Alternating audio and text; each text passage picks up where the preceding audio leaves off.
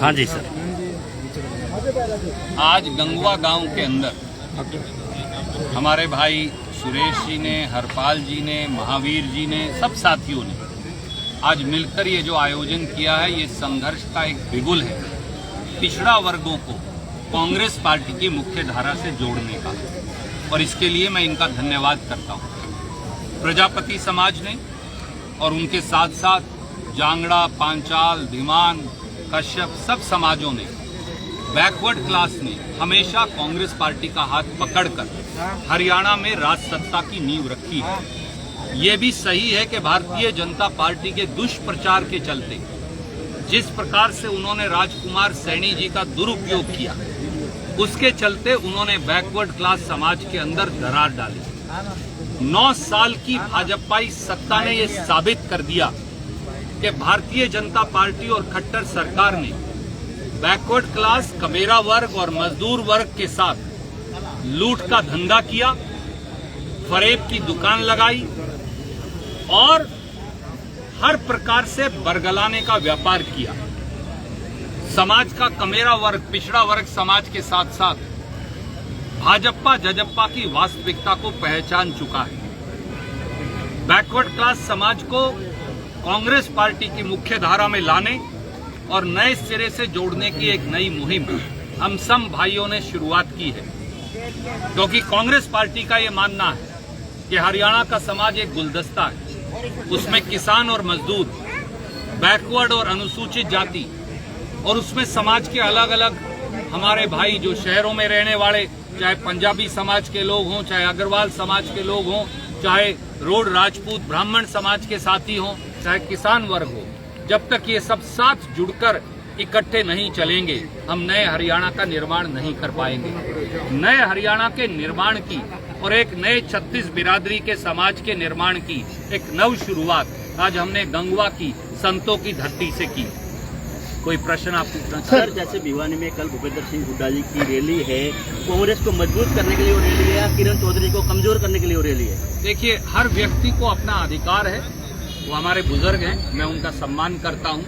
अपने अपने तरीके से कांग्रेस पार्टी के कार्यक्रम वो कर रहे हैं। हमारा लक्ष्य केवल एक ही है, जो राहुल गांधी जी ने दिया, जो यहाँ लिखा है, हाथ से हाथ जोड़ो और नए भारत की एक उम्मीद को लेकर आगे बढ़ते जाओ। तो हमें नया हरियाणा और नया देश, उसका निर्माण करना है, क्योंकि देश में बेरोजगारी, देश में महंगाई, देश में नफरत की खेती, देश में जात पात का बंटवारा, देश में धर्म का बंटवारा, उसने भारत को और खास तौर से हरियाणा जैसे तरक्की पसंद प्रदेश को, जो देश में सबसे पहले नंबर का प्रदेश था, उसको पिछड़ा दिया है, उसे पिछड़े मोड़ पर लाकर एक खड़ा कर दिया है। अगर उस जमीनी धरातल की सच्चाई को बदलना है तो फिर गरीब और कमेरे वर्ग को साथ लेकर चलना है, और इसी संकल्प की सिद्धि में हम सब लगे। सर, बैकवर्ड क्लास को पंचायतों में 7% आरक्षण दिया, BCA को बनता 27 है। क्या कांग्रेस सरकार आती तो 27 पे काम करेगी? देखिए, मैंने जैसा कहा, सबसे पहला काम करने की जरूरत है। अगर प्रजापति समाज, पांचाल समाज, सुनार समाज, नाई समाज, जांगड़ा समाज, धीमान समाज, कश्यप समाज, मैं बोलता जाऊं बहुत सारी बिरादरियां, अगर उनका बेटा और बेटी क्लर्क और पीएन लगने के योग्य है क्लास 3 और क्लास 4 में, तो वो DSP, deputy excise and taxation commissioner, DFSO, district food and supply officer, HCS, ये सब क्यों नहीं लग सकते। इसलिए हमने पहला संकल्प यही लिया कि 2016 का बीजेपी का बनाया हुआ कानून तोड़ेंगे और 27% आरक्षण क्लास 1 से क्लास 4 तक पिछड़े वर्गों को देंगे। दूसरा है नुमाइंदगी की बात।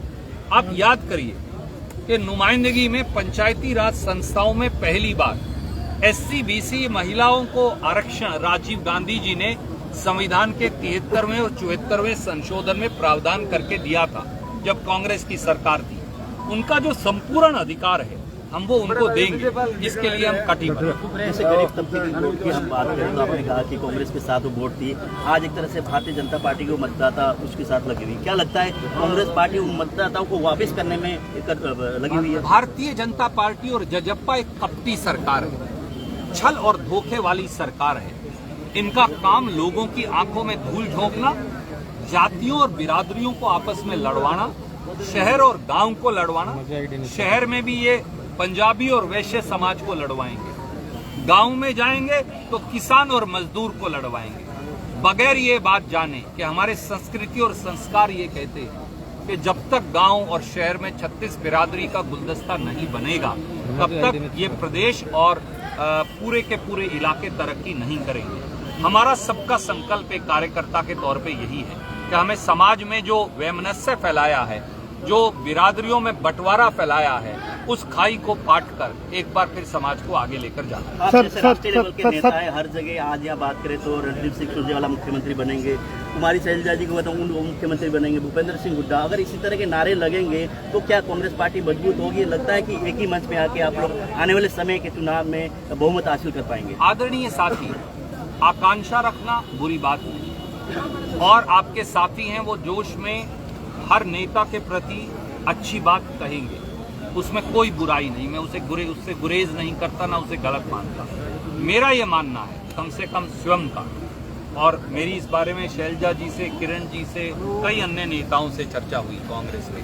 हम सब पहले कांग्रेस के कार्यकर्ता हैं, बाद में नेता हैं, और हमारा काम केवल खुद के लिए सत्ता प्राप्ति नहीं, हमारा काम लोगों की आवाज बनकर उनके लिए लड़ना और हरियाणा के लिए एक सकारात्मक एजेंडा बनाना है। अगर हरियाणा कल भाजपा जजप्पा के विशैली सरकार से छुटकारा पा सके, मैं आज ही राजनीति से रिटायर होने को भी तैयार हूं।